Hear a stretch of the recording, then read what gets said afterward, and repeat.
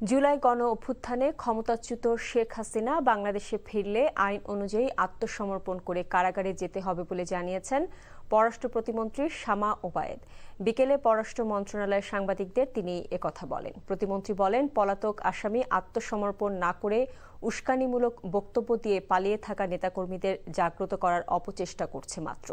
তিনি আরও বলেন, সরকারের পক্ষ থেকে ইতিমধ্যে প্রত্যর্পণ প্রক্রিয়া শুরু হয়েছে। যে দেশের সঙ্গে যে প্রক্রিয়া আছে, কূটনৈতিক নীতি মেনে তাই করা হবে। কোনো দণ্ডপ্রাপ্ত আসামি যদি আত্মসমর্পণ করে, দেশের বিদ্যমান আইন অনুযায়ী ব্যবস্থা নেওয়া হবে বলে জানান শামা ওবায়েদ। রাজনৈতিকভাবে ওনার আওয়ামী লীগের যারা নেতাকর্মীরা পালিয়ে আছে, লুকিয়ে আছে, তাদেরকে জাগ্রত করার জন্য, উজ্জীবিত করার জন্য বলছে। এছাড়া তো কোনো কারণ আমি দেখছি না।